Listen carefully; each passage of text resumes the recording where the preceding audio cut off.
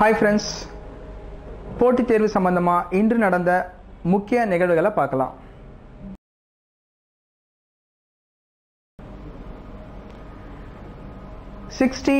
Second Filmfare award வந்து கொடுத்துருக்காங்க. இந்த அவார்டை கொடுக்கறது யாருன்னு பார்க்கும்போது ஃபிலிம்ஃபேர் மேகசின் தான் இதை கொடுக்குறாங்க. பெஸ்ட் ஃபில்மாக வந்து டங்கலை தேர்ந்தெடுத்திருக்காங்க. அதே மாதிரி பெஸ்ட் டைரக்டராக வந்து நிதேஷ் திவாரியை தேர்ந்தெடுத்திருக்காங்க. இவர் தான் இந்த டங்கல் அப்படின்ற இந்த படத்தோட டைரக்டர். அதே மாதிரி பெஸ்ட் ஆக்டராக வந்து அமீர் கானை தேர்ந்தெடுத்திருக்காங்க. அகெயின் அமீர் கானுக்கு எந்த படத்துக்காக கிடைச்சதுன்னு பார்க்கும்போது டங்கல்ன்ற படத்துக்காக கிடைச்சிருக்கு. மொத்தத்தில் மிக முக்கியமான அவார்டில் 3 அவார்டை இந்த டங்கல்ன்ற படம் மட்டுமே தட்டி சென்றிருக்கு. அப்புறம் பெஸ்ட் ஆக்ட்ரஸ்க்கான அவார்டை வந்து அலியா பட் வாங்கியிருக்காங்க. இவங்க எந்த படத்துக்காக அப்படின்னு பார்க்கும்போது உட்கா பஞ்சாப் அப்படின்ற அந்த படத்துக்காக வாங்கியிருக்காங்க. உத்தா பஞ்சாப் அப்படின்ற படத்துக்காக வாங்கியிருக்காங்க. அடுத்ததா குழந்தைகளை வந்து, அதாவது அனாதை குழந்தைகள், கைவிடப்பட்ட குழந்தைகள், இவங்களை வந்து நாம தத்தெடுக்கணும் அப்படின்னா அதுக்கு ரூல்ஸ் அண்ட் ரெகுலேஷன்ஸை வந்து அமல்படுத்திருக்காங்க. இது யார் அமல்படுத்திருக்கா அப்படின்னு பார்க்கும்போது ministry of women and child development இதை அமல்படுத்திருக்காங்க.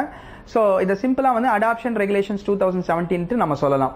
இதன் அடிப்படையில் பார்த்தீங்கன்னா இந்த சட்டம் பார்த்தீங்கன்னா 16 ஜனவரியிலேருந்து அமலுக்கு வருது. இதன் அடிப்படையில் பார்த்தீங்கன்னா மிக முக்கியமாக வந்து ஒருத்தவங்க தத்தெடுக்கிறாங்க அப்படின்னா, ஒரு குழந்தைய தத்தெடுக்கணும்னா மினிமம் வந்து அவங்க 2 இயர்ஸ் வந்து 2 பேரும், அதாவது கணவன் மனைவி சேர்ந்து வாழ்ந்திருக்கணும் அப்படின்றத கண்டிஷன். அதே மாதிரி பார்த்தீங்கன்னா இதுக்கான ஃபார்மாலிட்டிஸை வந்து 20 நாட்குள்ள முடிச்சு கொடுக்கணும் அப்படின்றதும் வந்து கண்டிஷனாக சொல்லியிருக்காங்க. அது மட்டும் இல்லாமல் அந்த தத்தெடுக்க வர அந்த தம்பதியினருக்கு வந்து எந்த விதமான மெடிக்கல் இல்னஸும், அதாவது உடல் பிரச்சனைகளும் இருக்கக்கூடாது, அதாவது லாங் டேர்ம் மெடிக்கல் டிசீசஸ் வந்து எதுவும் இருக்கக்கூடாது அப்படின்றத சொல்லியிருக்காங்க. அடுத்ததா 69வது ஆர்மி டேவை செலிப்ரேட் பண்ணியிருக்காங்க.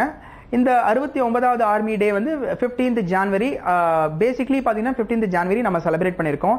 இங்கே நம்ம முக்கியமாக இது எதுக்காக இந்த நாள் நம்ம செலிப்ரேட் பண்ணுறோம் அப்படின்னு பார்க்கும்போது, இந்தியா சுதந்திரம் அடைஞ்ச பிறகு பார்த்தீங்கன்னா 15 ஜனவரி 1949 இந்த, அதாவது 1949ல் ஜான்வரி 15th அன்னைக்கு பிரிட்டிஷோட சீஃப் ஆர்மியார் இருந்தவர் வந்து சர் புச்சர்.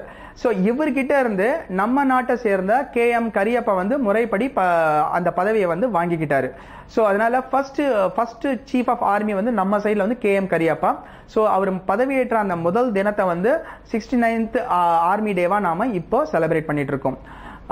சுர்ஜித் சிங் பர்னாலா, அவரே உங்களுக்கே தெரியும், அவர் ஃபார்மர் சிஎம். இவர் வந்து ரீசெண்டா பாஸ்ட் அவே.